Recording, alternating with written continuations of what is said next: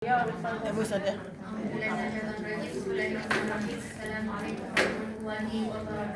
Waalaikumsalam warahmatullahi wabarakatuh.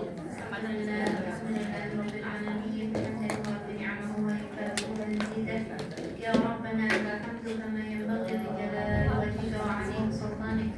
Allahumma la 'ilma lana illa ma 'allamtana innaka antal 'alimul hakim. Allahumma 'allimna ma yanfa'una wanfa'na bima 'allamtana wa zidna 'ilma.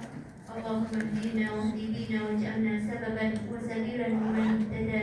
Amin. Allahumma ati anfusana taqwaha wa zakkiha wa anta khairu man zakkaha. Anta waliyuha wa maulaha ya arhamar rahimin. Allahumma arina al-haqqa haqqan warzuqna ittiba'ah wa arina al-batila batilan warzuqna ijtinabah. Wa sallallahu ala sayyidina Muhammadin wa ala alihi wa sahbihi ajma'in. Amin. Insyaallah kita lanjutkan sampai lupa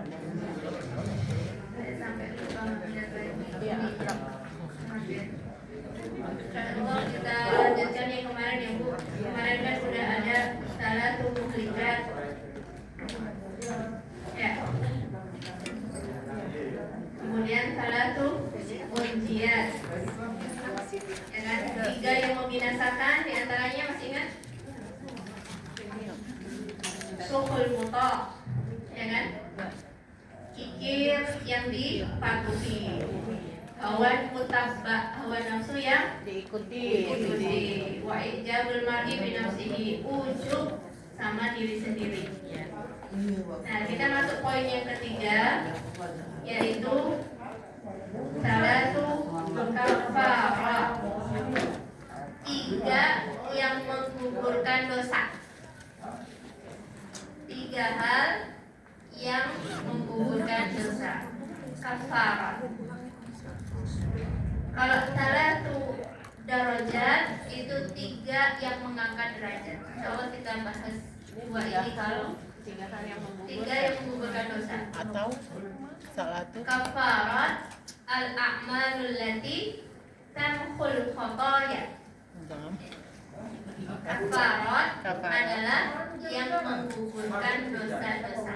kafarat, Ya, kafarah, kifarat, bayar, kafarat atau kifarat, menggugurkan dosa-dosa. Iya, lanjutan.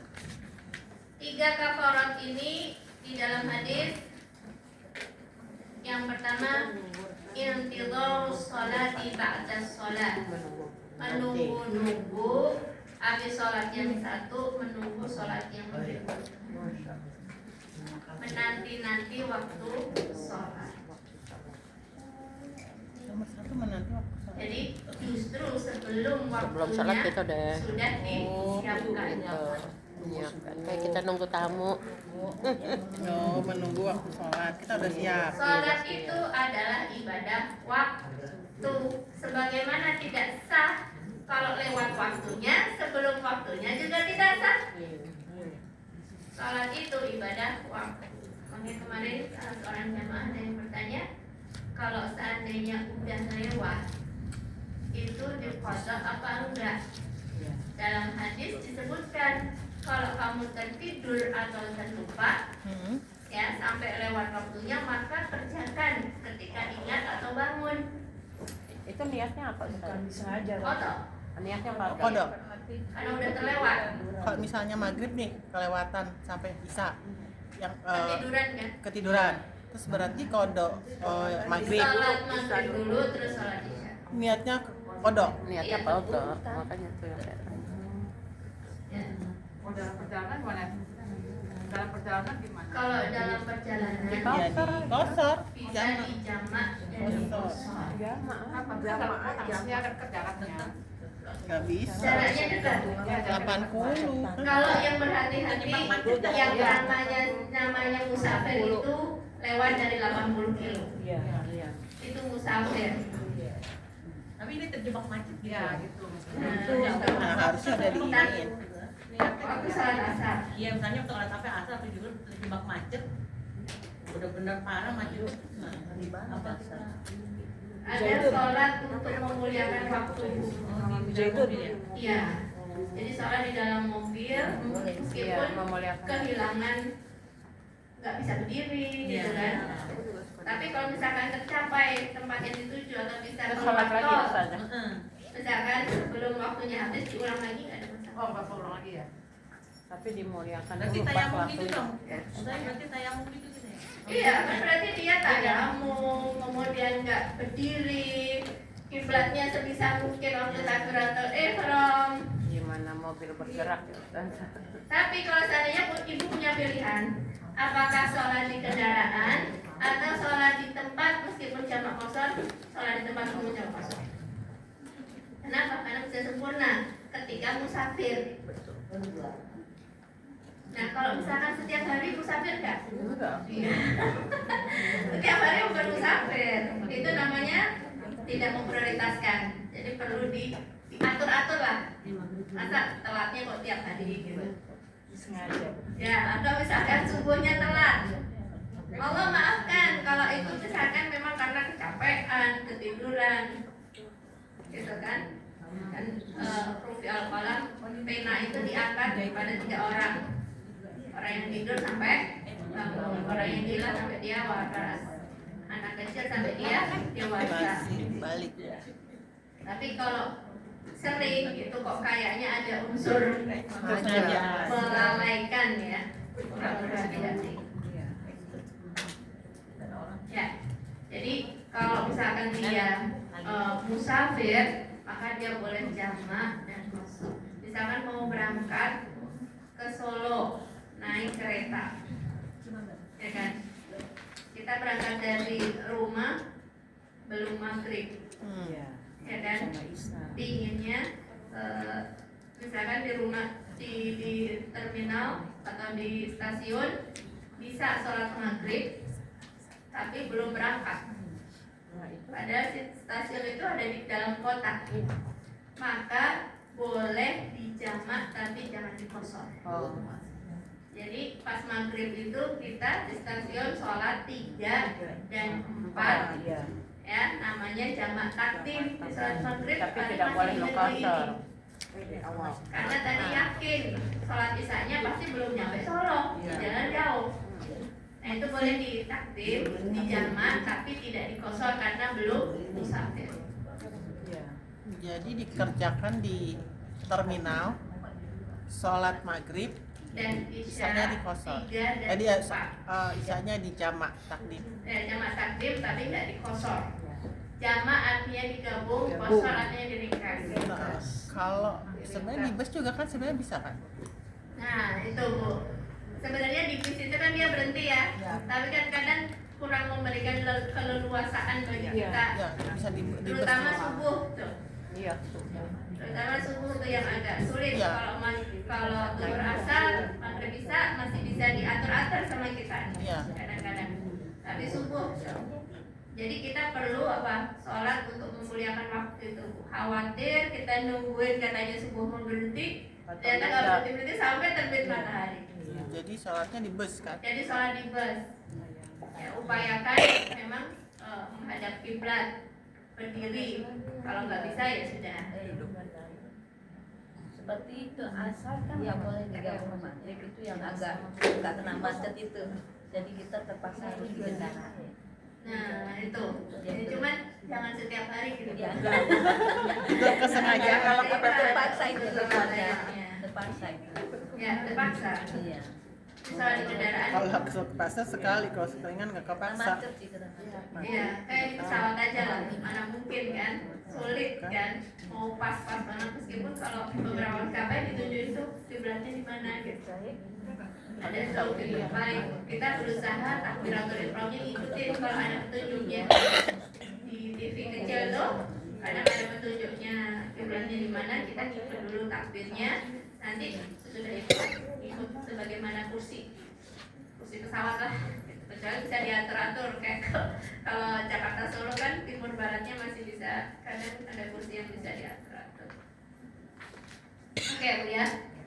Jadi sholat itu ibadah waktu Lantas gimana kalau sholat yang tidak, bukan tadi kan tidak sengaja, tinggal. Ini kalau sengaja Ya dong, salah itu.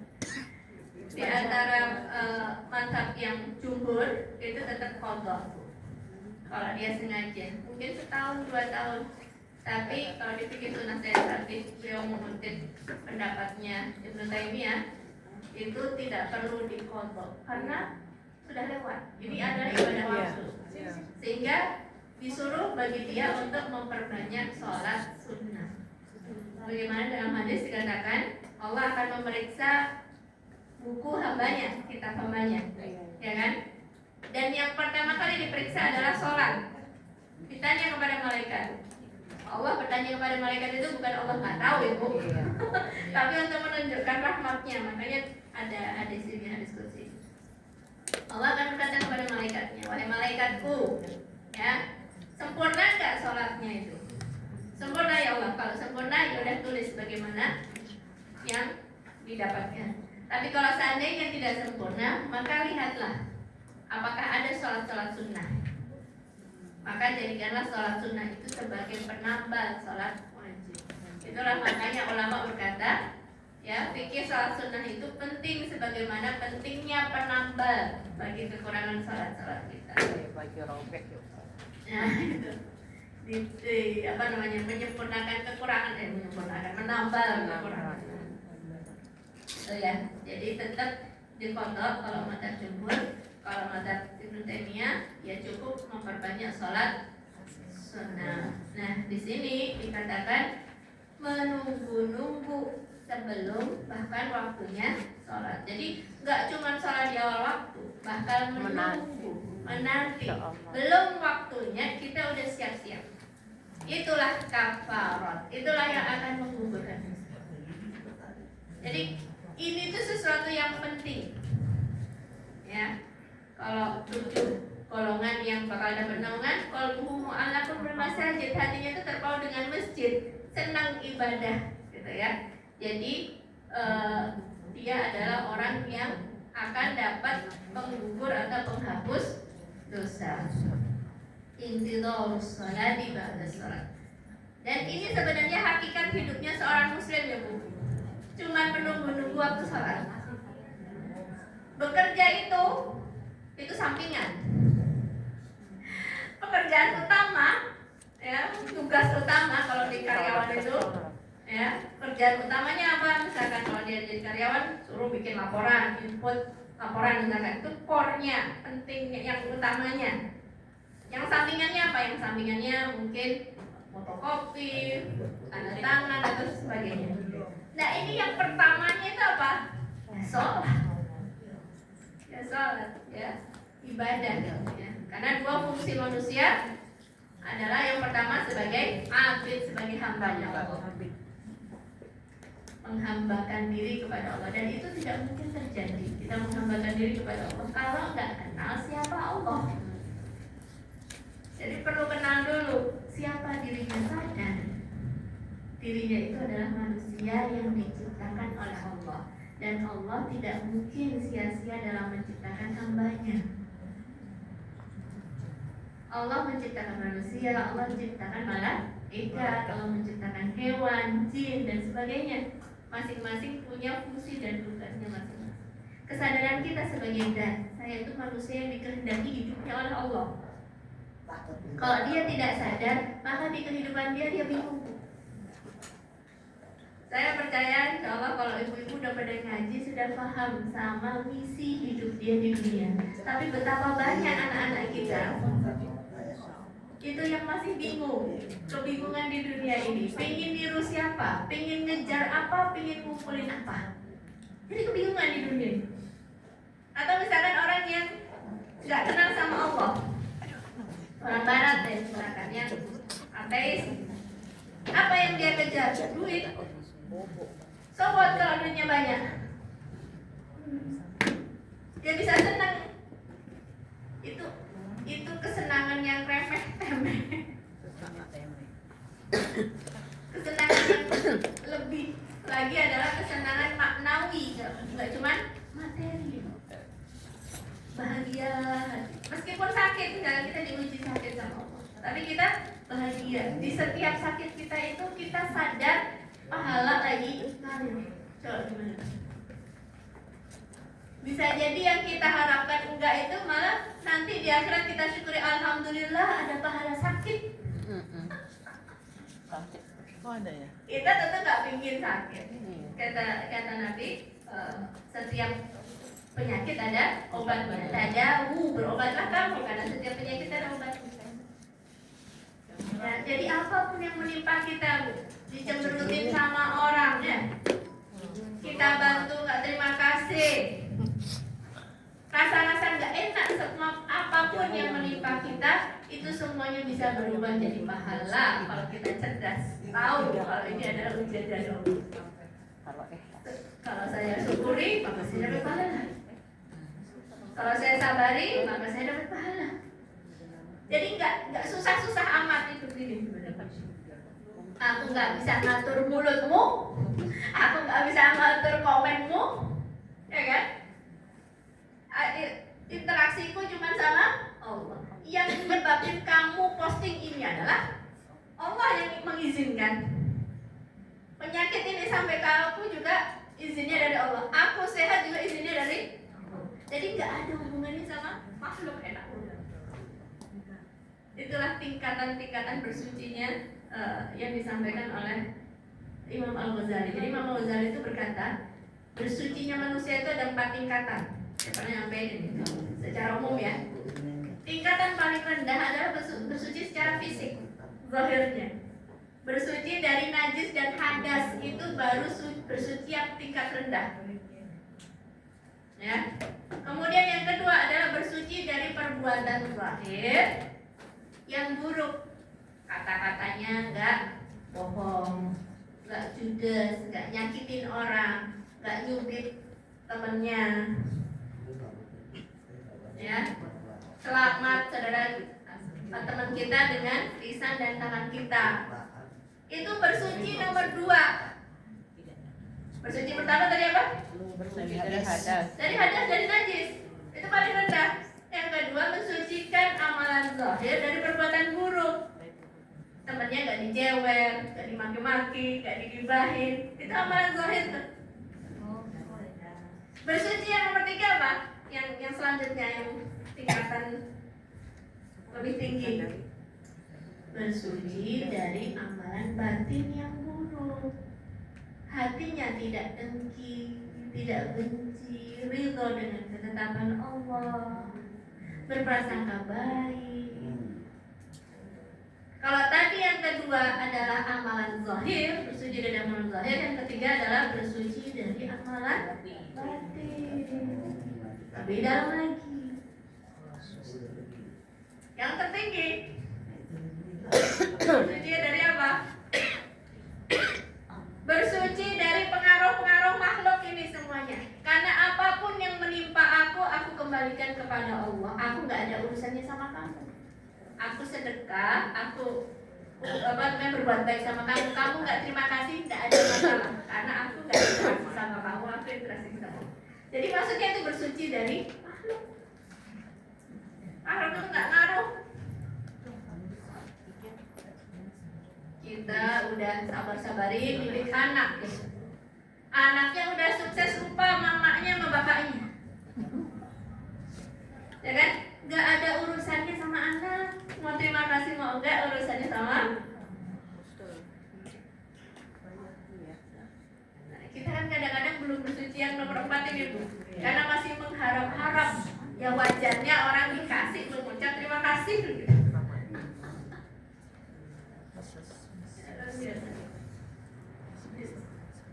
Kalau saya ngajarin saya itu makna tawadu.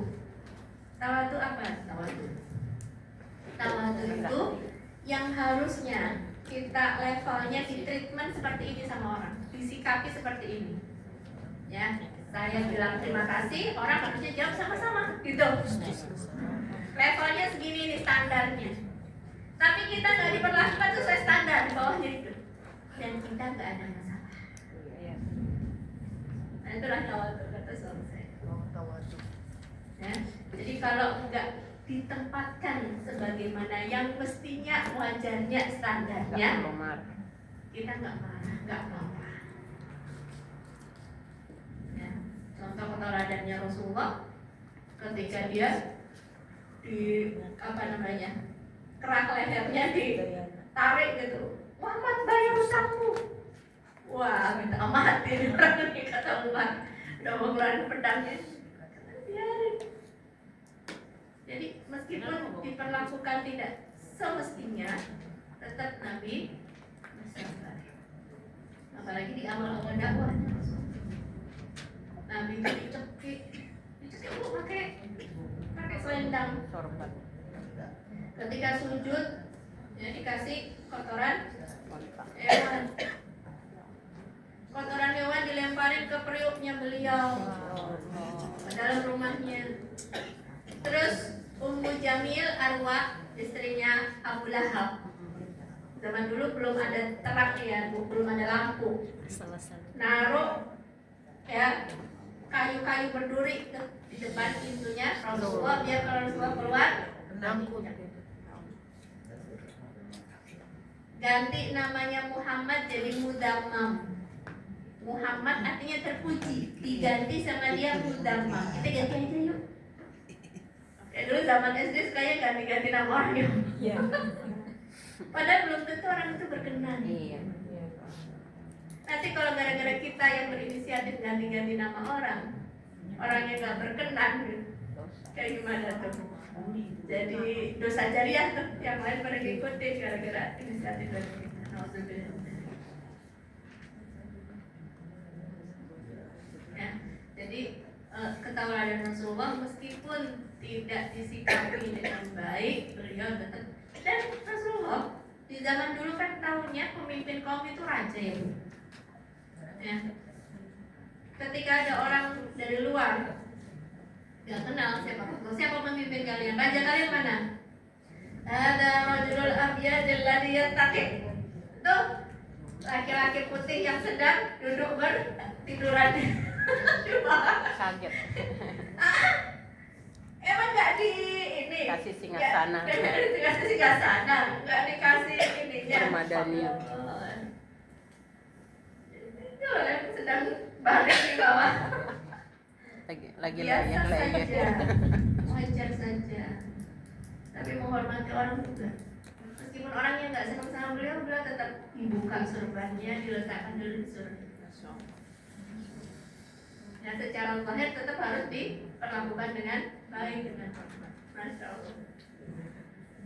Itu ketauladanan dari Rasulullah SAW. Jadi 4 tadi ya. 4 bersuci. Mulai dari bersuci yang paling rendah sampai bersuci yang paling tinggi. Dan Islam itu agama kesucian. Islam itu agama kebersihan. Dari awal sampai akhir, Islam itu mengajarkan kebersihan. Bersih akidahnya dengan meninggalkan syirik. Ya kan Bu? Setuju nggak Ibu kalau bilang Islam adalah agama kebersihan? Iya. Kebersihan, kesucian. Bersih akidahnya dengan tidak syirik. Akidahnya lurus, tauhidnya lurus. Bersih apa? Bersih badannya dengan tadi taharah, dengan bersuci. Ya kan? Bersih hatinya dengan tazkiyatun nafs, dengan membersihkan diri. Kenapa ya kok masih suka dengki? Kenapa ya kok orang lain dapat nikmat kok hati rasanya Kesel. Mumet. ketika orang lain dapat musibah gue Rasain. kena ya, suci keturunannya dengan menikah. Menikah turun suci. Ya, suci. Jadi hartanya juga disucikan dengan berzakat. Jadi Islam itu sebenarnya mengajarkan kesucian gak cuma secara zahir, tapi juga maknawi dalam kehidupan. Akhlaknya juga tadi bersuci 4 tingkat menurut Imam Al-Ghazali. Oke ya, kembali ke sini. Intidharus sholati ba'da shalah, menunggu waktu sholat. Ya, jadi nggak cuma sholat di awal waktu, ya, tapi juga menganggap penting yang namanya sholat. Ayabku, ya. Al-qalbu muta'alliqan biliqa'illahi fi sholatit taliyah. Jadi hati itu sudah disiapkan bahkan sebelum sholat. Jadi nggak nunggu masuk sholat dulu baru nyiapin hati, enggak. Bahkan sebelum masuk ke sholat kita udah siap-siap.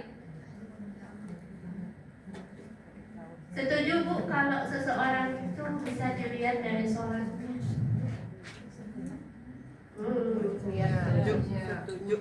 Dia nggak cuma kuantitasnya tapi kualitasnya juga. Kalau kuantitasnya banyak kadang-kadang nggak bisa jadi cerminan. Bacanya. Wadahnya itu bagus, tapi akhlaknya kurang. Berarti apa? Sholatnya tidak mencegah dia dari perbuatan keji dan mungkar. Harusnya sholat itu mencegah dia dari perbuatan keji dan mungkar. Ustazah, kalau yang mengundur-undurkan sholat itu masih masuk neraka sakor sampai hilang waktunya, Bu. Kalau udah nggak waktunya hilang, Dompet. Nanti kartu. Yaitu dalam Al-Quran dikatakan masalakakum fi saqar qalu lam nakum minal musallin, gitu kan. Ketika ditanya apa yang menyebabkan kamu masuk neraka sakor, jawaban pertamanya adalah kami tidak termasuk orang yang sholat. Qalu lam nakum minal musallin. Ambil lagi di Ya. Kalau sudah sampai habis waktunya itu yang berbahaya. Nah, kita sebagai orang beriman berusaha untuk jangan sampai di akhir waktu. Tentu sholatnya yang utama adalah di awal. untuk menunggu Nah, waktu. Bu, ya Bu ya. Kadang apa? Nah, Bu. Betul. Iya. Ada lagi satu lagi, ada lagi. Ada lagi, Ada betul. lagi. Ini nasihat buat orang saya sendiri yang ngomong nih. Kadang-kadang satu baju lagi deh, kayaknya tinggal ditarik bajunya bawahnya ada lagi. Masya Allah. Bueno. Nah, hatinya sudah siap bahkan sebelum. Lah di dalam sholat aja susah kok. Benar nggak?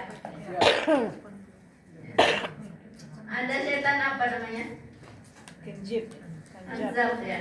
Setan Hanzar yang memang dia tugasnya, spesialisasinya mengganggu orang di dalam sholat. Ketika udah sholat baru ingatlah itu, ingatlah itu, ingatlah itu.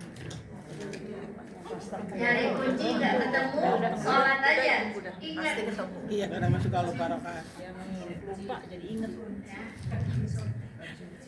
Kita disuruh melawan dari gangguan-gangguan setan itu yang sebenarnya dia itu pencopet, yang salis pencopet. Jadi harusnya kita dapat 100%, dikurang-kurangin gara-gara apa? Enggak khusyuk. Apa itu khusyuk? Khusyuk itu secara bahasa itu berarti tenang. Khosyaat itu berarti tenang, berhenti, diam. Nabi pernah melihat seorang sahabat yang jenggotnya digerak-gerakkan. Kemudian kata beliau, lau khosyaat qalbah hadza la khosyaat. Kalau seandainya hatinya khusyuk, pasti jenggotnya nggak gerak-gerak. Maksudnya apa? Nggak terlalu banyak bergerak. Gerakan di dalam sholat ada yang wajib, ada yang sunnah, ada yang mubah, boleh-boleh saja, tapi ada yang makruh bahkan haram. Kalau misalkan tidak ada maknanya, mainin jam, makruh.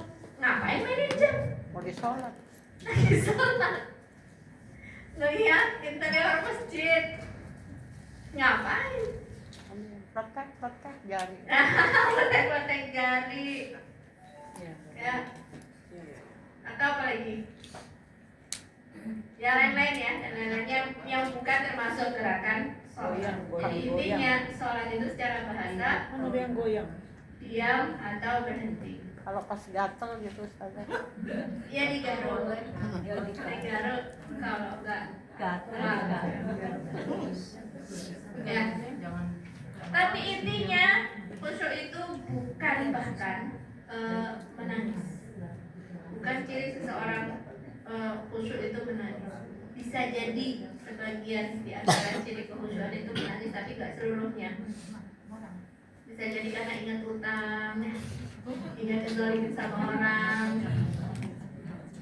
Tapi maksudnya di sini khusyuk itu adalah sadar. Sadar. Sadar. Dengar ada apa-apa. Kita seringnya pas sholat tidak sah, Sadar. berarti pingsan. Namun lupa. Melamun, ingat yang dulu, ingat merencanakannya akan datang. Ya, ingat-ingat kesedihan, ingat-ingat kebahagiaan, merencanakan yang akan datang dan sebagainya. Jadi kolbunya masghul, sibuk sama hal-hal yang tidak berkaitan dengan. Padahal intinya sholat itu adalah sadar di hadapan siapa dia berdiri, sadar dia mengucapkan apa. Tahu-tahu lombalin amin selesai. Berarti nggak sadar mulai diucapkan di awal. Di antara yang membantu kesadaran tentunya mengetahui makna yang diucapkan supaya dia sadar, nggak cuma hafalan doang. Ya, di antara yang membantu kesadaran adalah ingat diri ini adalah makhluk dan yang lemah di hadapan yang seluruh kunci-kunci yang gaib ada pada dirinya. Mafatihul gaib seluruhnya ada pada Allah. Sehat sembuhmu di hadapan Allah. Ya, hidup mati kita di hadapan kuncinya diizinnya Allah. Jadi yang punya kunci-kunci semua yang gaib itu adalah Allah. Kita sadar kita adalah hamba yang sangat butuh sama Allah. Ya, jadi hadirnya hati atau sadar. Padahal kalau kita melakukan aktivitas yang lain, biasanya kita sadar. Misalkan memasak, kita tuh sadar gitu. Oh ya, wortelnya belum masuk. Oh ya ini, oh ya ini. Tapi kita pada saat sholat dipalingkan kesadaran kita, ya, justru malah berpikir yang lain-lain, lisan mengucapkan sesuatu yang tidak disadari. Jadi inti kekhusyuan adalah menyadari dia sedang berdiri di hadapan siapa, menyadari apa yang diucapkan. Kita aja kalau ngomong doang, apalan ya, di hadapan pembina upacara, sampai selesai. Mungkin pembina upacaranya udah marah sama kita, ya kan? Kamu nggak menghormati, kamu tahu nggak mana yang kamu sampaikan? Nggak tahu. Jadi perlu kembali melihat terjemahan, mungkin mengingat kembali apa yang kita ucapkan. Ihdinas siratal mustaqim, hadir nggak hatinya waktu bilang itu? Waktu bilang iya karena berdoa iya karena saya hadir kan? Gitu ya. Jadi itu inti dari kekhusyuan. Kekhusyuan itu hati. Imam Ali Zainul Abidin adalah seseorang yang terkenal khusyuk sholat. Kalau habis berwudu itu kulit beliau itu berubah menjadi kuning. Isfarrat launuh. Jadi dibilang sama murid beliau, ya Ali Zainul Abidin, mengapa kulitmu menguning?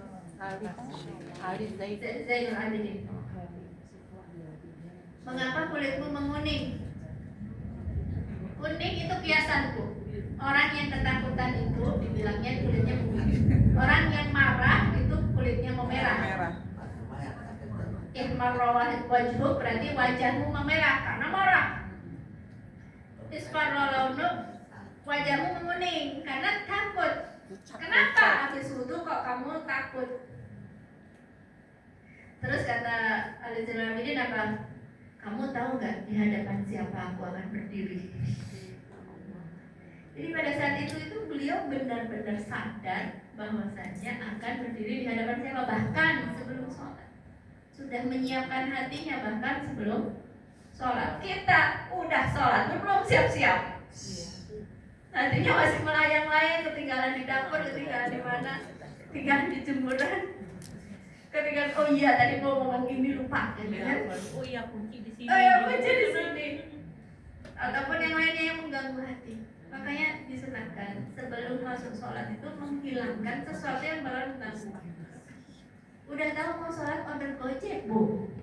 Iya. Enggak? Lah apa enggak? Ganggu. Tambah abangnya datang, itu aja pikiran kita.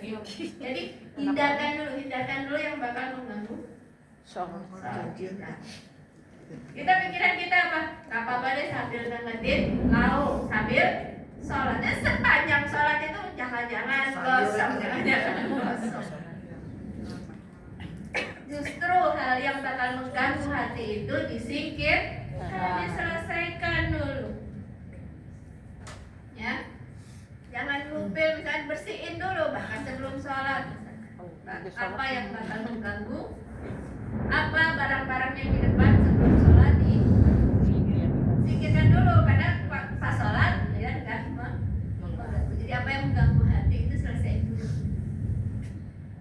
Ya, demikian juga ketika ada seorang sahabat yang takut ketinggalan sholat, maka tunggangannya dibiarin udah. Aku tawakal sama Allah, ikat dulu, baru bilang tawakal. Kalau enggak sepanjang sholat itu jangan terganggu. Ini kan celah yang kita buat sendiri. Nge-WA, ya kan? Nunggu jawabannya dari orang itu, terus kita sholat.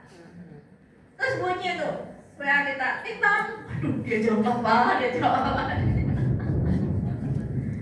Jadi singkirkan apa yang bakal mengganggu hati kita. Makanya di sini dikatakan kita sholat di batu sholat, menunggu waktu sholat, ayat qalbu muta'alliqan liliqa illahi fi sholat taliyah. Jadi hati itu udah menyiapkan diri untuk berjumpa dengan Allah di sholat yang berikutnya. Misalkan di sini contohnya pada sholatul maghrib tajlisin fil masjid bi qiraatil Quran hatta isya. Misalkan habis sholat maghrib tunggu sebentar. Iya, itu biasanya. Ya, meskipun kita juga mungkin kalau sekarang tuh fenomenanya FOMO gitu ya, Bu, tahu nggak? FOMO, fear of missing out. Kurang lebih kayak gitu. Jadi khawatir ketinggalan. Jadi misalkan kita follow siapa influencer ya di media sosial, khawatir ketinggalan berita terbaru, khawatir ya, misalkan ada update apa, ada perasaan takut gitu. Jadi kita ini diperbudak sama media sosial, padahal itu nggak ngaruh sama kita apapun. Nah, kita perlu filter juga itu, mementingkan yang penting dipentingin, yang nggak penting jangan dipentingin. Apa yang kita mampu lakukan kita lakukan, yang nggak mampu kita lakukan sudah bukan bagian kita. Ya, jadi FOMO itu yang belakangan ini. Jadi anak muda kayak gitu, rasa takut ketinggalan. Influencer siapa misalkan update status atau apa, dia takut ketinggalan, dia habis begini. Dan dia senang kalau dia pertama kali tahu Ketinggalan berita tentang berita tersebut. Padahal update-nya itu bisa tiap detik, Bu. Update berita yang baru itu kan bisa tiap detik kan? Postingannya bisa tiap detik. Informasi yang baru itu. Jadi sekarang ini fitnahnya akhir zaman ini ya, kelebihan informasi. Kalau dulu kita kurang informasi, ya kan? Sekarang over, sehingga perlu filter. Perlu filter, nggak semuanya harus direspon, nggak semuanya harus dilihat. Nah, meskipun kalau nggak pakai media sosial rasanya sulit, mau zaman sekarang yang melihat, ya kan? Rasanya sulit, itu udah bagian dari primer lah, kebutuhan primer. Kalau dulu sandang pangan papan plus sekarang kuota tuh. Karena bagian dari primer gitu. Ya, perlu menyikapinya, adab-adabnya, bagaimana adab yang di grup, ya Pak. Kalau di grup itu kan, misalkan kita bersosialisasi juga ya Bu ya. Ada yang mungkin orangnya tipenya suka posting, ada yang nggak suka posting tapi suka komenin posting gitu. Ada juga yang suka stikernya atau emoticonnya, ya. Ada yang cuman silent reader, cuman baca, jadi enggak baca sama sekali. Sehingga kita nggak bisa memutuskan sesuatu dari sikapnya orang itu beda-beda. Orang itu beda-beda. Jadi kayaknya ada bermedsos itu juga penting juga. Ya, bagaimana misalkan apakah menegur di grup atau bisa japri, ya, bercanda, ya kan? Bercanda kadang-kadang bisa salah paham, ya. Batasan-batasan itu yang mungkin perlu diperjelas. Kalau misalkan udah laki-laki perempuan misalkan bercanda, terus nah itu terus lanjutannya apa? Saya kemarin ngisi tentang ketahanan keluarga Bu. Di antaranya itu yang disampaikan ada fenomena ABCD,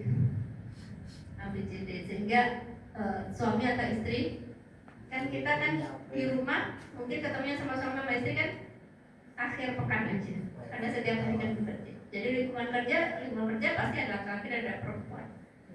Kalau nggak punya kepekaan itu, gitu kan, bisa bahaya. Iya. A-nya akrab, B-nya bercanda. Cuma bercanda doang, ya kan? Habis bercanda apa? Oke. C, cinta. Kalau udah cinta Bu, buta Bu, udah buta. Mau secantik apapun istrinya, ya kan, kalau udah jatuh cinta sama orang lain. Betul. Saya habis di sini, jadinya masih ada kecerdasan. Yang terkait ketahanan keluarga Bu, kalau udah jatuh cinta buta nggak Bu? Kayaknya merasa cocok. Saya belum pernah nyobain. Istilahnya kan gitu ya. Istilahnya. Habis C kalau udah jatuh cinta tinggal divorce. Kalau seandainya dia teruskan kepada hari baik Allah dari mudah-mudahan Allah jaga semua. Amin. Oke, balik lagi ke sini ya. Ya makanya mental batas. Anda bermedsos, Anda berinteraksi baik offline ataupun online. Yang kedua, yang termasuk kafarat atau yang menggugurkan dosa-dosa adalah isbahul wudu, istabarat. Istanbul. Isbahul wudu. Jadi menyempurnakan wudu meskipun dingin banget. Kita wudu meskipun kondisi dingin. Ya sekarang nih AC kalau dimatiin gerah, kalau dihidupin dingin, ya kan? Mau tahajud nggak mungkin nggak wudu isya kan Bu? Wudu kedinginan gitu. Tapi kalau kita niatkan, ya Allah, hamba ini berwudu untuk mendapatkan pahala meskipun ini dingin. Kita mau hidupin heater juga bisa menghangat. Tapi misalkan kita berharap dengan wudu ini kita mendapatkan pahala, karena setiap kesulitan itu selalu ada tambahan pahalanya, itu akan mendapatkan pahala dari Allah. Tidak cuma itu, tapi juga penggugur dosa. Itmamul wudu wa ihsanihi fi waqtil bardhi syadid. Jadi menyempurnakan wudu dan membaguskan wudunya meskipun dingin sekali. Yang pernah tinggal di luar negeri yang dingin tuh, rasanya nyentuh air itu dijauhin, jangan sampai nyentuh air. Kalau kita kan masih tropis ya, panas, ketemu air senang. Kayak di Mesir itu waktu musim sebisa mungkin menjauh dari air. Menyempurnakan wudhu atau membaguskan wudhu Ya. walau dingin. Ya, meskipun Ini berapa sih? Nggak tahu. meskipun dingin kita tetap berusaha. Bu, saat di Eropa musim dingin, kita wudhu kan ada heater, boleh kan pakai heater? Nggak harus dingin. Tapi itu tetap bisa dianggap sempurna kan? Heater itu maksudnya pemanas. Pemanas, jadi pakai air hangat. Tetap dia bisa walaupun kita yang benar kan tetap dianggap sempurna kan? Iya, ada masalah. Cuman kalau mau tambahan pahala Oh. dengan tadi itu menghadirkan. Jadi Kalau mau tambahan pahala, diniatkan dihadirkan nantinya.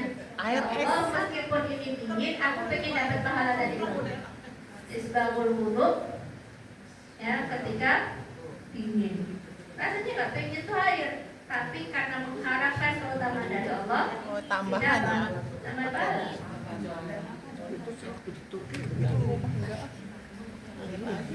Tiap berapa kali?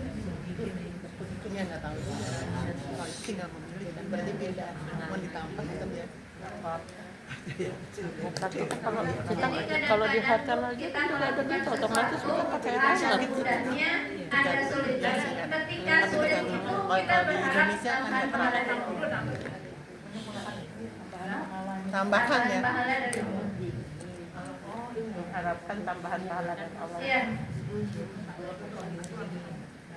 Ihtisab mengharapkan tambahan pahala dari sulit tapi tetap dijalanin dengan berharap tambahan pahala dari. Es kebayang. Terus yang ketiga, naklul aqdami ilal jamaah atau berjalan menuju masjid pada saat mau sholat berjamaah. Berjalan menuju masjid pada saat mau sholat jamaah. Meskipun bisa pakai kendaraan. Jalan kaki ke masjid. Berjalan kaki meskipun bisa pakai kendaraan.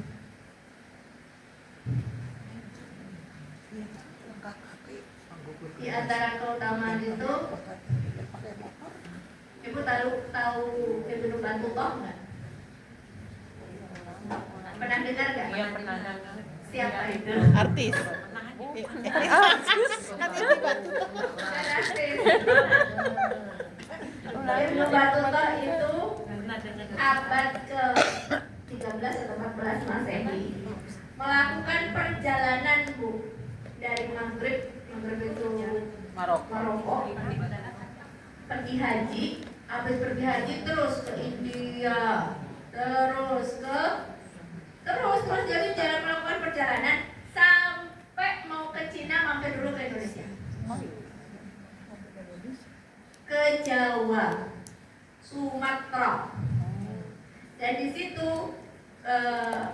pas rajanya itu Samudra Pasai itu di Sumatera, Aceh. Kemudian rajanya namanya Malik Al-Zahir, Raja Malik Al-Zahir. Jadi beliau ini masya Allah Bu, perjalanan hidupnya itu berapa puluh tahun itu cuma buat berpetualang. Jadi ke India, kemana sampai ke Cina, balik lagi ke Maroko, udah gitu pergi lagi Bu. Jadi perjalanan berapa puluh tahun itu dipakai buat berpetualang. Jadi dia mau ke Cina, mampir ke Indonesia. Tapi sebelumnya yang saya ingat ada dua hal ya. Waktu pergi ke India, Abjura kalau nggak salah nama kotanya. Kebetulan rajanya sih Muslim, tapi di beberapa daerah ada yang tidak Muslim. Dan dia mendapati kebudayaan yang berbeda sama kebudayaan Islam. Di antaranya apa? Seorang wanita yang dibakar hidup-hidup. Bahkan sebelum dibakar itu dandan dulu. Sampai hampir dia terjatuh dari ngelihat fenomena ini. Dan orang-orang gak ada yang mengingkari. Kalau orang-orang gak ada yang mengingkari, ini udah biasa kan?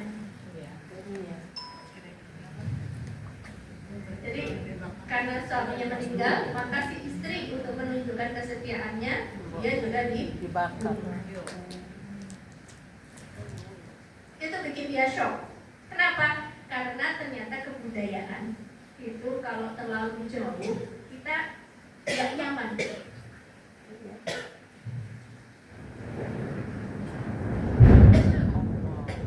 Karena tadi yusabbihurrahmanu bihamdihi wal malaikatu min qibali. Ya, jadi rasanya aneh. Nah, habis dari sana mau ke Cina tapi mampir dulu ke Indonesia. Di situ ketemu sama Raja Malik Al-Zahir. Dan dia bilang apa? Raja Malik Al-Zahir adalah seseorang Muslim dan Muslim dan seseorang yang sangat tawadhu. Meskipun dia bisa naik kudanya, naik keretanya, dia pergi sholat Jumat dengan berjalan kaki. Jadi itu di catatannya itu Ibnu Battuta. Keutamaan yang dimiliki sama orang Indonesia gitulah ya. Karena dia kan mencatat di mana di Cina, di India, di mana-mana dia kan mencatat Catatan. Sesudah dia pulang dia bikin catatannya. Itu orang Indonesia bahkan raja gitu kan memuliakan seorang Ibnu Battuta dengan apa? Dia berangkat ke masjid dengan berjalan kaki dan itu kebiasaannya dia. Bahkan pulang dari masjid, pulang dari Jumatan itu dia pasti nengokin dulu masyarakatnya, kondisi masyarakatnya sebelum nanti dia balik ke istana. Dan dia mencintai ilmu pengetahuan. Ibnu Battuta ini termasuk hakim, Bu. Jadi ahli ilmu fikih.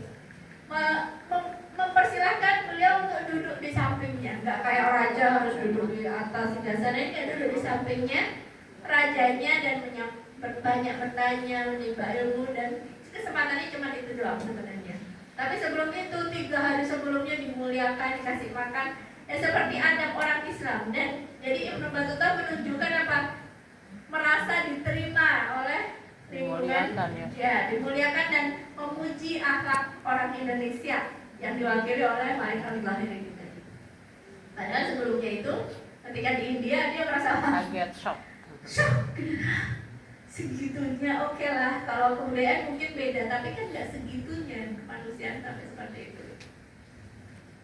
Terus sesudah dari Samudra Pasai dia melanjutkan ke China. Dan dia tulis di buku apa? Saya ada bukunya, Bu. Perjalanan Ibnu Battuta. Sampai di China, katanya apa? China itu orangnya kaya-kaya. Dia memiliki kapal-kapal, mulai dari kapal yang kecil, kapal yang sedang, kapal yang gede. Dan orangnya terampil, gigih, bekerja di pasarnya berbagai macam barang. Mulai dari keterampilan, dari ini segala macam itu dijual. Tapi yang bikin shock lagi apa? Ketika di pasar, semua hewan itu bisa jadi makanan. Itu yang bikin dia kembali lagi. Tidak. Jadi kedekatan budaya dengan Islam bikin beliau nyaman, gitu kan? Ketika budayanya itu terlalu jauh, yang memang merasa terasing, nggak seperti biasanya, nggak seperti ya. Kalau dia sama-sama Muslim enak gitu ada. Sudah itu dia ke Eropa, balik ke Maroko, ke Eropa. Ketika ada gereja yang terkenal dengan salib yang besar gitu kan, dan dia hanya menyebutkan dari luar saja. Kenapa? Karena setiap yang masuk ke gereja itu harus sujud di hadapan salib. Jadi dia menceritakan kisahnya orang yang pada saat itu belum terbuka ya, Bu, belum internet belum ada, jadi kebudayaan itu memang belum kelihatan banget. Itu ditulis di bukunya dia, perjalanannya Ibnu Battuta. Kenapa ini? Supaya kok cerita Battuta tadi itu berjalan ke masjid dengan berjalan kaki. Jadi beliau menunjukkan bahwasanya Raja Malik Al-Zahir, Raja Samudra Pasai itu dia mutawadhi, seorang yang tawadhu. Ditunjukkan dengan berjalan ke masjid, padahal bisa naik kuda, lain yang pada saat itu kan sudah ada. Orang raja loh, gitu. Tapi tetap dia berjalan kaki untuk menghormati dan tawadhu. Oke, jadi di sini al-masyu ilal masjidi lis-shalah, ya, berjalan kaki ke masjid meskipun bisa pakai kendaraan. Ada satu kabilah, saya lupa namanya. Satu kabilah itu perkampungannya agak jauh dari Masjid Nabawi, sehingga dia baru salamah ya kalau nggak salah. Dia minta izin. Ternyata kebetulan di samping masjid itu ada tanah, ingin dibeli supaya kampungnya yang jauh itu pindah biar dekat ke masjid. Boleh nggak? Ya Rasulullah, ini tanah kita beli biar kita pindah ke sini, biar kita bisa dekat sama masjid. Itu rezeki juga sebenarnya, ya kan Bu?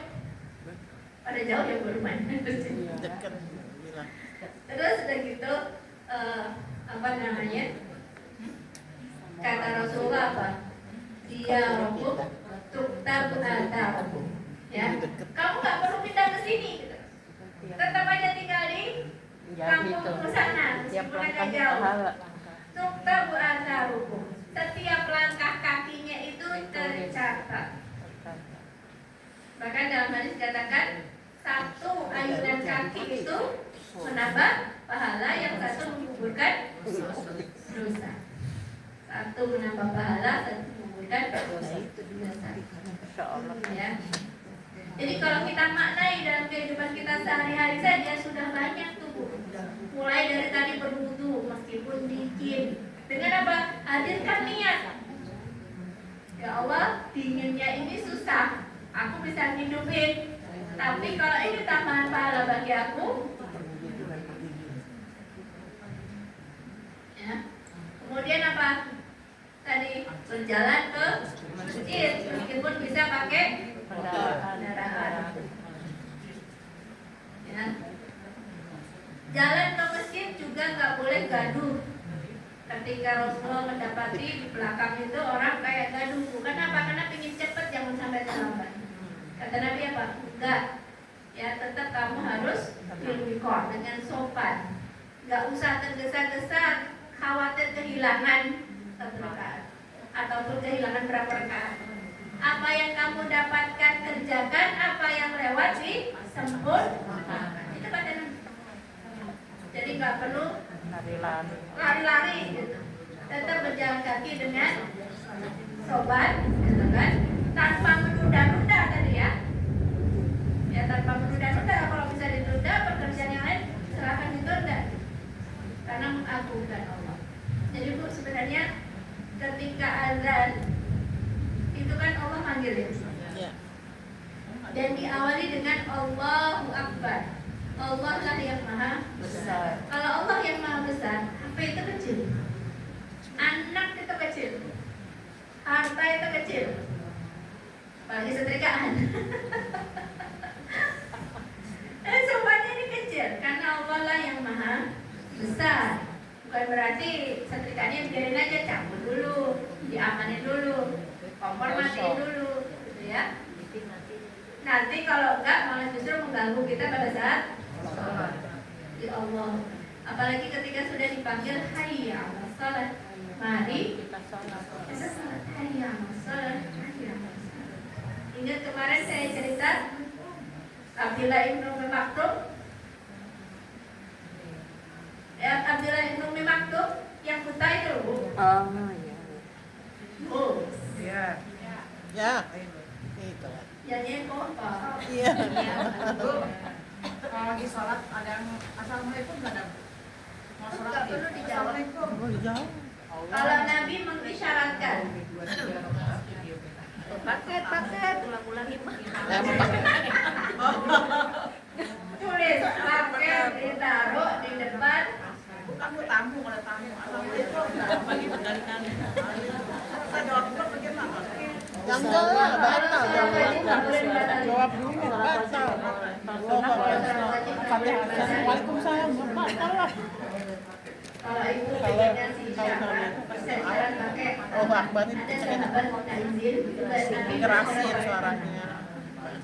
itu Tapi syarat kan minta nggak izin kedengeran. pergi atau minta izin tidak masuk nanti satu sampai tapi kalau enggak bisa subhanallah Nggak boleh lari. Suaranya dikerasin Ustazah. suaranya juga Iya, dikencangin. Suaranya dikerasin. biar paham orang lagi Salah. Masa tulisan aja ya. Allah. 75 punya Allah nggak berkencang. ya tungguin aja. Bisa kedengeran. ya ya itu Bu, kalau sholatnya wajib jangan dibatalkan Jangan dibaca. Dosa. ya Bu, kalau di rumah ini kan, kalau di masjid kan azan, terus ada jeda nih ke waktu qomat baru kita berjamaah. Nah, kalau di rumah itu kita azan langsung sholat atau nunggu masjid qomat? Kan kedengeran soalnya ke rumah. begitu azan berarti sudah Udah waktu masuk sholat nggak Langsung. di masjid mungkin nunggu jamaah dah. Iya, jemaah ya. Kalau di rumah kan nggak nunggu jemaah. Ya. kadang seperti itu Di masjid baru komat ya selesai. jadi Iya. apa tadi tempat sama tadi Berjalan berjalannya dengan tetap sopan dengan menjaga adab tidak perlu tergesa-gesa kayak kata Nabi itu apa yang kamu dapati misalkan 2 rakaat 1 rakaat maka ikutilah apa yang tertinggal maka sempurnakan jadi nggak perlu ribet sampai mana kalau sampai dapat ruku kalau nggak dapat ruku berarti Belum. nggak dapat satu rakaat. Oh, ruku tuh. Kalau dapat ruku, makanya Pas datang dengan satu. cara tetap takbiratul ihram. Kemudian Dapat Ruku. ruku berarti Oh, dapat takbiratul jamaahnya bukan ya. takbiratul ihram sambil ruku. Oh, Kan satu-satu Ya. ya rukunnya. Satu takbiratul ihram, Baru ruku. kemudian ruku dapat ya udah itu. Masbuk sih, masbuk. Ya, maka dihitung 1 rakaat. Meskipun nggak baca Al-Fatihah, imamnya yang nanggung. Nutup. Oh gitu ya Bu ya? Kalau dapat ruku, Tapi asal Ya, dapat dapat ruku. dapat Begitu ruku. mau tapi Al-Fatihah dia ruku. pas kita takbir sambil ruku Allahu Akbar itu beda. Kan rukunya beda takbir. Karena Nabi bilang diawali dengan takbiratul ihram, diakhiri dengan salam. Jadi takbiratul ihram itu bagian dari barang siapa akan sholat maka ucapkanlah Allahu Akbar. Kemudian bacalah mata yasara min Al-Qur'an. Kemudian rukuklah dan tumaninah. Kemudian sujudlah dan tumaninah. Nabi ajarin ini kepada siapa? Kepada seorang yang disebut oleh para muhaddits itu apa? Orang yang buruk dalam sholatnya. Kalau ini sholat, selesai sholat mau salim sama Nabi, kata Nabi apa? Ulangi sesungguhnya kamu belum sholat. Terus udah dia ulang. Kemudian bilang ulangi sesungguhnya kamu belum sholat. Gimana yang sholatnya cepet gitu saya? Sampai 3 kali dan dia bilang apa ya Rasulullah, aku nggak tahu yang lebih bagus lagi dari itu. Ajari aku. Kalau kamu bangun untuk sholat, fakabir. Tidak boleh sholat di fakabir maka takbiratul ihram. Kemudian bacalah mata yasar min Al-Qur'an. Tapi nanti di riwayat yang lain dikatakan tidak sah sholatnya hamba kecuali dengan Fatihatil Kitab, Al-Fatihah. Maka harus dibaca di setiap rakaat. Sesudah itu apa? Umarka, kemudian rukuklah kamu hatta tatmain sampai tumakninah. Jadi rukuk itu rukun, tumakninah pada saat rukuk itu juga rukun. Kemudian iktidal, ya sampai sempurna maksudnya semua ruas kembali ke tempatnya, nggak mantul. Jadi ini belum balik ke tempatnya, udah langsung lagi. Kemudian sujud hatta tatmain, sujud sampai tumaninah. Kemudian duduk di antara dua sujud sampai tumaninah dan kerjakanlah ini semua dalam sholat. Intinya seperti itu. Jadi banyak pembahasan para ulama di sini, maksudnya adalah ini orang kehilangan tumanina. Tidak tumanina. Maka tumanina itu rukun. Makanya Rasulullah bilang, "Pak, ulangi karena kamu belum sholat." Berarti tidak sah kalau nggak ada Tidak sah. tumanina.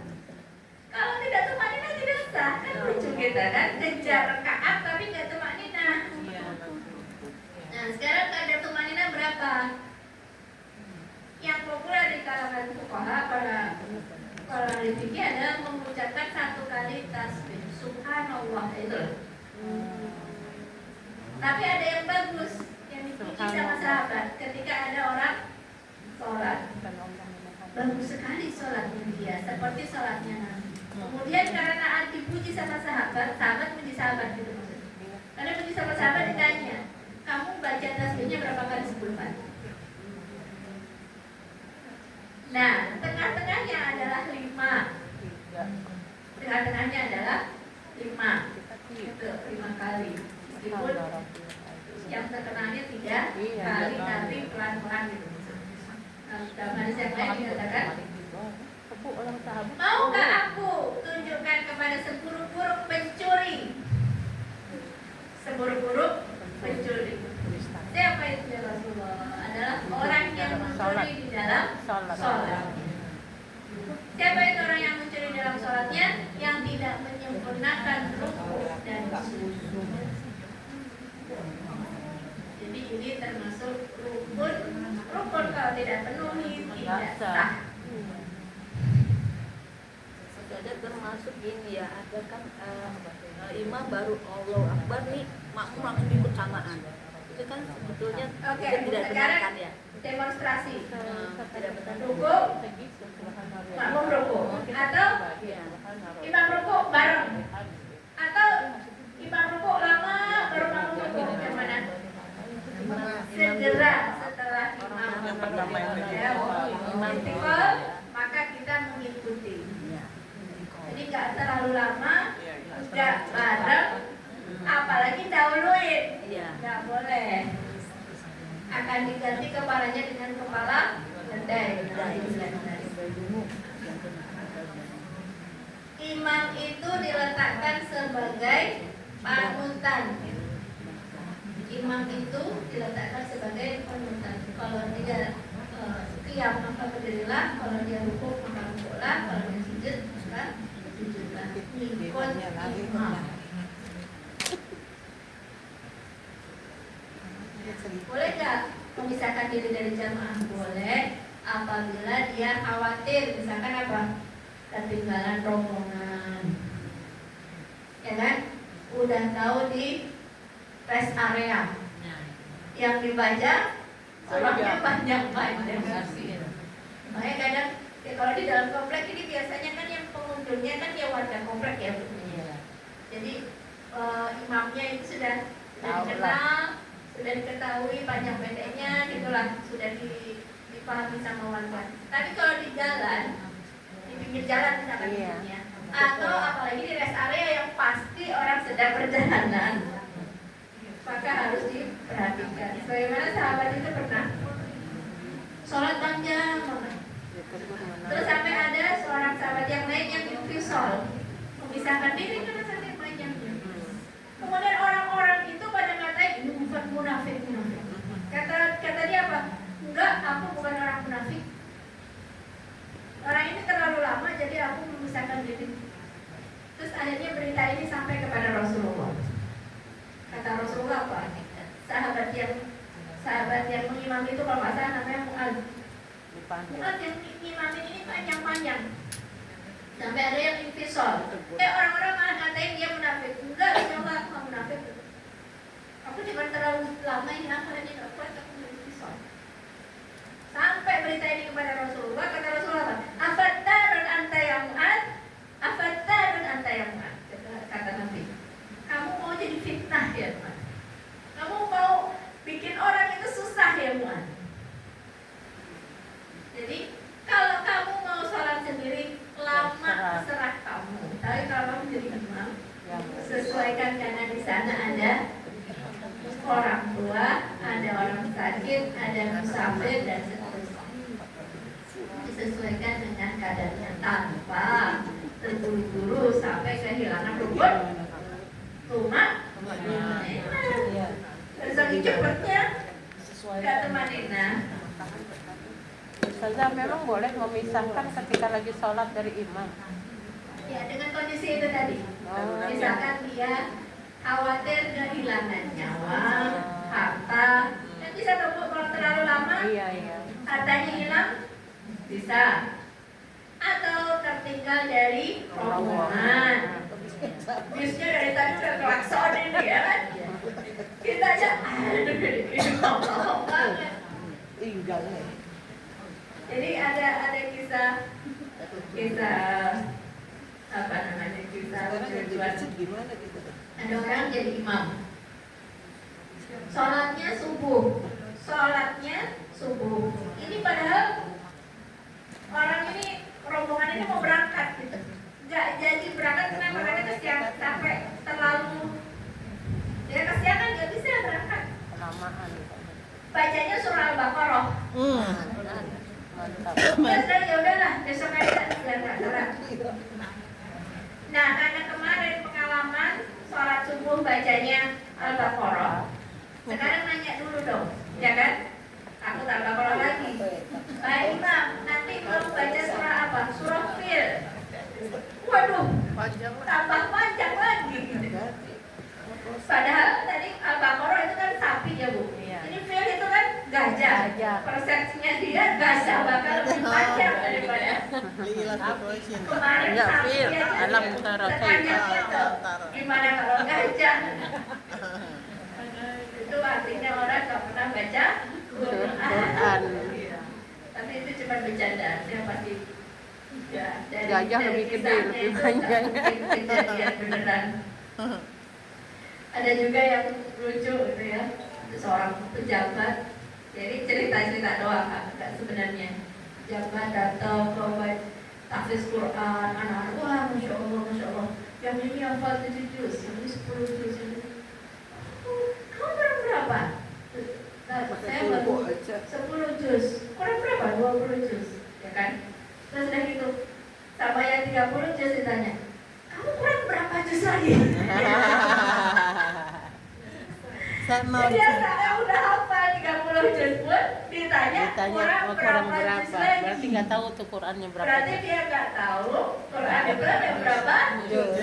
50 juz. Oh. Dia nggak tahu. Ya Allah. Makanya kita perlu juga mengetahui, meskipun secara terperinci nggak tahu, tapi al-ma'lum membela diri darurah, yang penting-pentingnya kita perlu tahu. Rukun iman kita perlu hafal, gitu kan? Ya, anak remaja sekarang yang ditanyain tuh Bu, rukun iman nggak hafal, apalagi ditanyain 4 khulafaur rasyidin. Bingung. Mana yang duluan nggak tahu tuh. Abu Bakar, Umar, Utsman, Ali, itu yang duluan yang mana nggak tahu. Jadi kan betapa fakirnya, padahal ini sesuatu yang penting, bukan secara mendalam.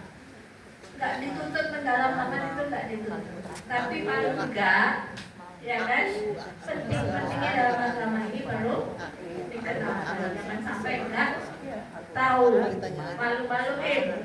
Sudah 30 juz, kurang berapa juz? Kurang jus mangga. Keterlaluan ya.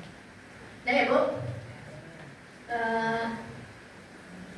jadi berjalan kaki ke Masjid itu tidak boleh tadi jam berapa? gaduh. 3:30, 3 sampai jam berapa?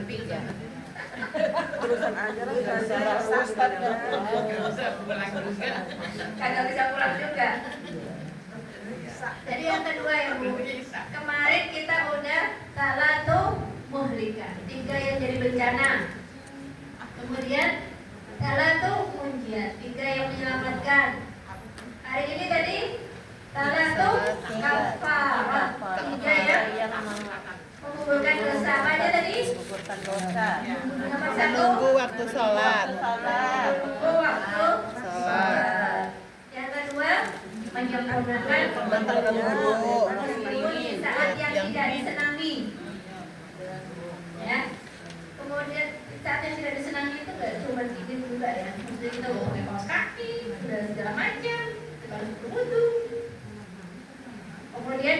adalah jalan masjid. masjid. Menuju ke masjid. Sekarang 3 darajat, 3 yang mengangkat derajat.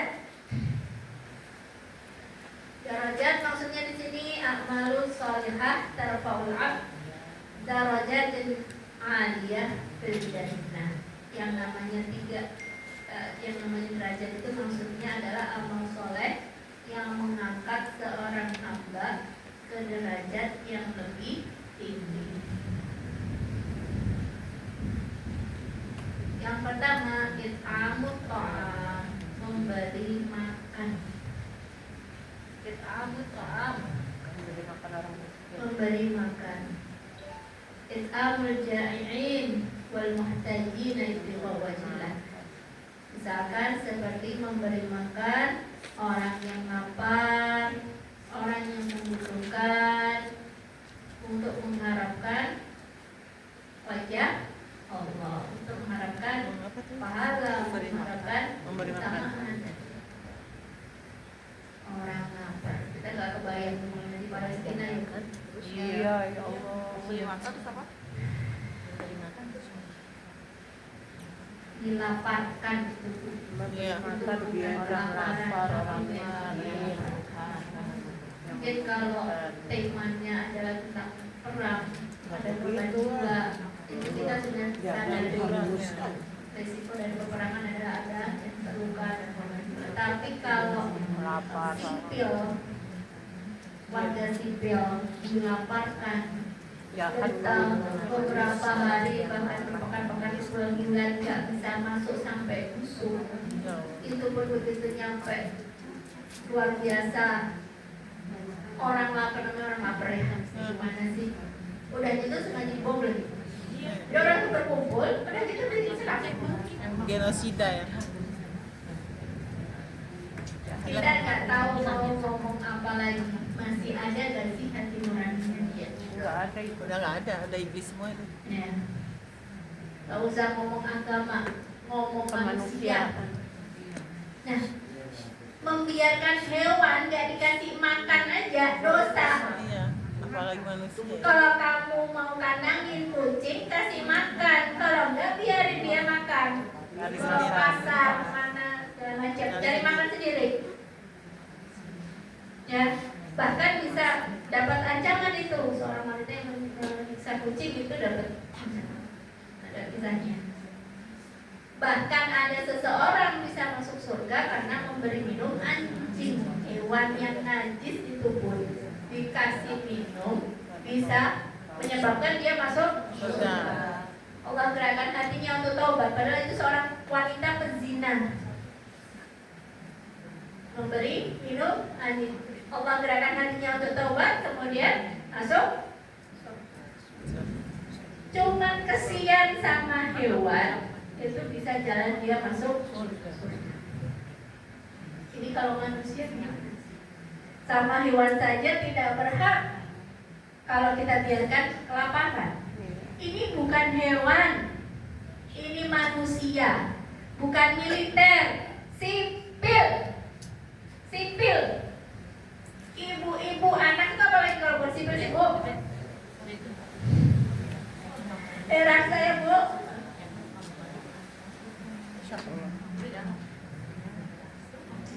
Anak kecil, ibu-ibu Udah dapet sudah makan, tua. tembak.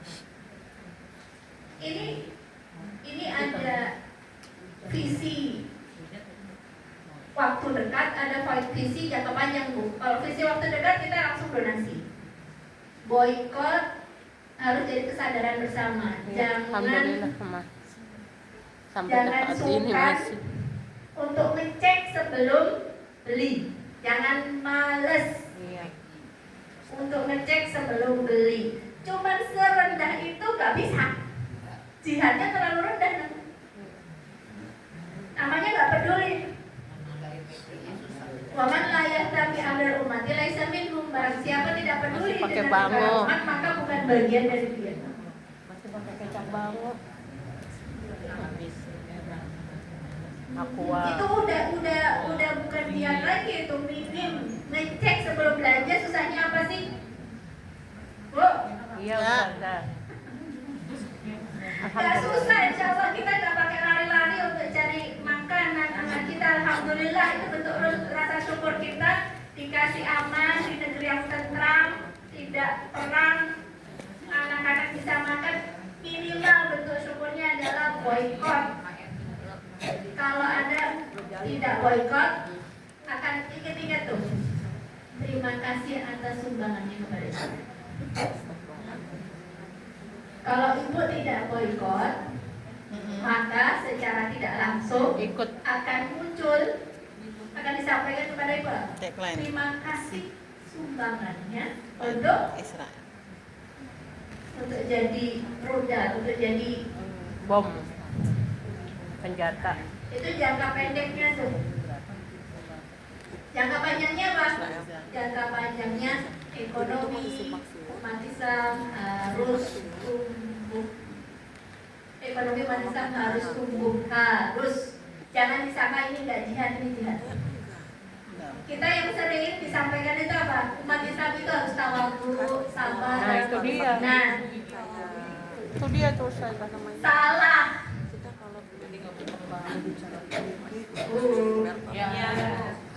Oh, Ada seorang ilmuwan ahli motivasi, ahli motivasi ya, itu menyampaikan ada yang namanya need of achievement. Need of achievement itu rasa ingin berprestasi. Rasa ingin berprestasi atau need of achievement itu pada suatu bangsa kalau rendah, maka ekonominya nggak akan tumbuh. Saya berprasangka, saya menduga yang banyak dipopulerkan di bangsa kita itu apa? Kita harus tawadhu, kita harus sabar, kita harus nerimo. Di sisi yang lain kurang didorong. Apakah kayak gitu nanti bilang? Enggak, pasar orang-orang yang dikuasain sama Yahudi kita juga bisa punya pasar. Kalau kita memang sekarang sudah pasar yang nggak bisa di beda pasar secara fisik, tapi kan kita mengenal ada pasar oligopoli, ada pasar monopolistik, ada pasar persaingan sempurna. iya. Sekarang lagi. Pasar persaingan sempurna itu siapapun bisa masuk jualan itu. Misalkan risol, siapapun bisa jualan risol nggak? Bisa. Itu namanya pasar persaingan sempurna. Siapapun bisa jualan bakwan, bisa jualan risol. Tapi apakah setiap orang bisa bikin air? Enggak. Oh ini mahal bu, pakai Bepomnya lagi, ya kan, pabriknya harus ada standarnya lagi, mesinnya untuk bikin ini. Apakah semua orang bisa bikin? Tidak. Itu yang namanya pasar oligopoli sama pasar monopolistik.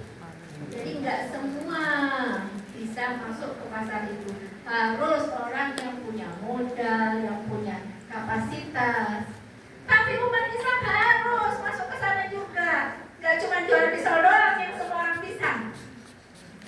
Yang nggak semua orang bisa, harus juga kita bisa. Minimal jihad kita ada di situ. Makanya jihadnya orang kaya sama jihadnya orang miskin beda. Bisa jadi jihadnya kita di sini ya dengan berdonasi gitu, dengan nge-share sebisa mungkin, dengan boykot. Tapi bagi orang yang punya jabatan, orang yang punya kekayaan, jihadnya beda lagi. Kalau udah nggak ada nih, semuanya barang-barang ini boykot, bisa jadi orang yang kaya banget itu wajib fardu bagi dia untuk buka perusahaan dalam rangka apa? Alternatif barangnya boykot. Kan sebenarnya kebutuhan kita kan, air itu kan kebutuhan kita, kue-kue itu kebutuhan kita. Kebutuhan kita itu banyak banget. Ya, dan jangan disangka di situ juga ada jihad mal, jihad secara harta. Bukan terus sabar aja dalam mesin. Iya. Coba ambil keutamaan dari Allah. Ya, ambil keutamaan dari Allah. Berharaplah kaya bukan untuk kita nikmatin doang. Buat apa sih nikmatin doang? Buat nambah-nambahin barang.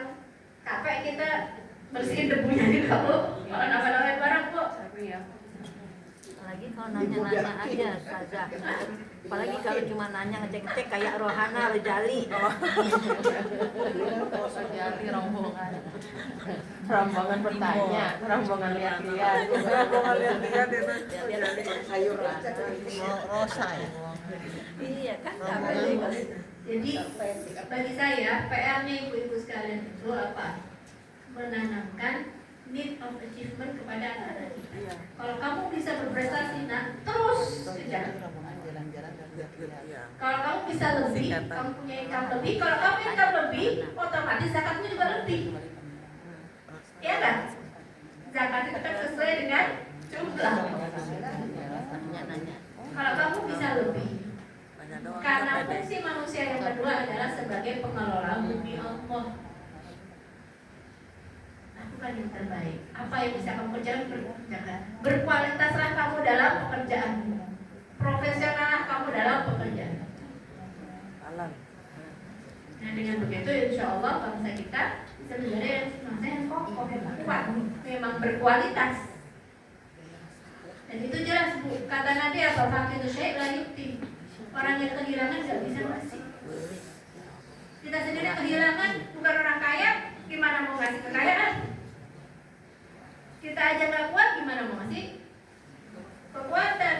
Kita aja gak sehat, gimana kita mau ngasih kesehatan? Gak bisa. Jadi wajib bagi kita untuk menjadi muslim yang kuat. Itu udah jelas. Jadi kalau sekarang fenomenanya Palestina itu kayak gitu, kita punya peran dalam hal itu. Kita punya peran dalam hal itu. Ya, dengan kekurangan yang kita harusnya itu dulu. Kayak otak kita nih Bu ya. Katanya kita itu baru pakai otak kita berapa persen Bu? Gak sampai 10% kan? Makanya bisa dijual. Ya kan? 90% itu masih bisa dioptimalkan, dipakai buat mikir, dipakai buat nyatet, dipakai buat belajar, dipakai buat baca buku dan seterusnya. Jadi wajib bagi ibu-ibu mujahidah di sini, ya kan, untuk mendorong anak-anaknya sebagai hamba dan juga pengelola bumi Allah yang jujur, yang punya kemampuan dan seterusnya. Dari situ generasi umat Islam bakal kokoh, bakal kuat. Dan itu dicintai oleh Allah. Al-mu'minul qawi khairan wa haqqu ila Allah minal mu'minil qawi. Orang mukmin yang kuat itu lebih baik dan lebih dicintai oleh Allah daripada orang mukmin yang Lemah. gitu ya. Jadi jangan cuma yang penting banyak. Indonesia adalah negara yang paling banyak Islamnya.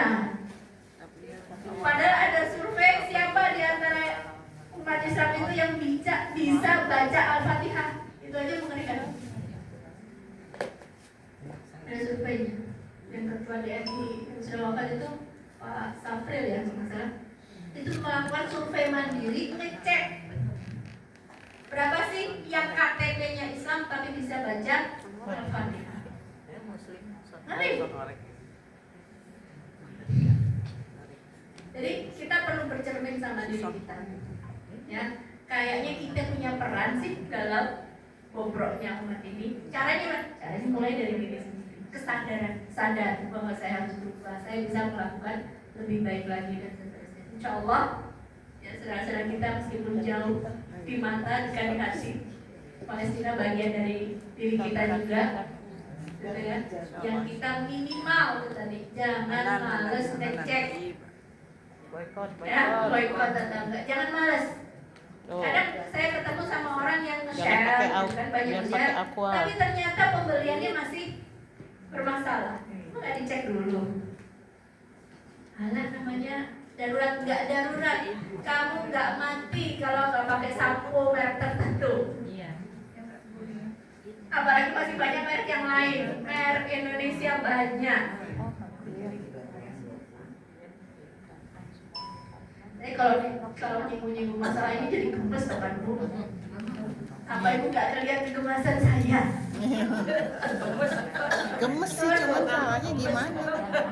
Gemes sih, pengen nekek gitu. Jadi berubahlah kegemesan itu, rasa tidak nyaman itu menjadi sebuah dorongan. Emang awalnya sakit, justru karena sakit itu yang bikin kita bergerak. Insya Allah mudah-mudahan bagi yang punya orang kaya, pikirkan untuk bikin ya alternatif produk-produk anti genosida. Bisa jadi itu memang amalan untuk Anda. Ibadah Anda di situ yang halal, yang berkah. Meskipun kayaknya kalau dihitung itu nggak prospek. Ini udah market leadernya udah settle gitu, udah kuat nih. Marketnya udah market dunia. Tapi kita dengan berjihad di situ, ya lillahi ta'ala, apa yang ibu tahu nggak ada orang Mesir, Orang apa Pak? ada orang Mesir yang dia itu mau bikin syarikat ya, perusahaan. Kita dibagi 10 aja, masing-masing udah ketemu 9 orang, kurang 1. Allah. Terus gimana ini? Kurang 1. Masa ganjil gitu kan baginya 9 gak enak ya? Ya udah, yang ke-10 adalah jadi mungkin entah dari apa, intinya yang 10 ini punyanya Allah. Kita akan kembalikan berapapun penghasilannya itu atau keuntungannya, ini punyanya Allah, maka dimana? Berkahnya luar biasa.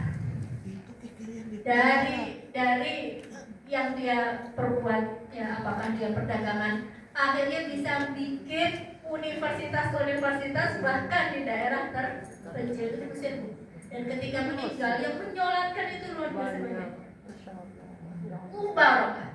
Dan itu sangat terkenal. Ibu kalau cari videonya pasti pernah. Pernah dengar kan ya? Jadi yang ke-10 siapa? Allah. Dan udah harus jujur dari awal. Barokah berkahnya luar biasa. Siapa yang berani ambil duitnya Allah? Dibagi 9 gitu? Enggak berani. Tapi memang betul-betul barokah. Yang menggerakkan hatinya pembeli itu Allah. Dan didoakan oleh Rasulullah apa? Keberkahan itu akan terus ada kepada penjual dan pembeli selama mereka saling amanah, saling menipu. Susah. Tapi kalau saling menipu, maka keberkahan akan diangkat. Iya. Jujur. Yang satu nipu, yang satunya juga Tulas. ya, mudah-mudahan tidak puas sehingga kita belajar terus. Udah tenggorokannya udah sakit ya Bu ya. Kita bisa lanjutin yang ketiga. Tadi masih baru it'amu ta'am ya. Yang baru satu masih makan orang itu ya. It'amu ta'am hari makan. Kita sempurnakan insya Allah di pertemuan yang selanjutnya. Insya Allah. Alhamdulillah, saya senang sekali ibu kayaknya gak ada yang masuk. Padahal hujan ya Ustazah ya. Ada hujan. Ada hujan ini. Semangat. Insya Allah. Malaikat memberikan Amin. naungan saya kalian dicucuri dengan rahmat. Bahkan disebut-sebut di hadapan Allah sebagai orang-orang yang banyak menghibur. Orang yang mendengarkan Allah, berada di majlis Allah, dan mudah-mudahan kita diikat hati kita dalam cinta kepada Allah. Insyaallah kita istighfar dulu. Astagfirullahaladzim, astagfirullahaladzim. Kabar di majlis. Subhanallahumma wa bihamdika asyhadu an la ilaha illa anta astaghfiruka wa atubu ilaik. Assalamualaikum warahmatullahi wabarakatuh. Waalaikumsalam warahmatullahi wabarakatuh.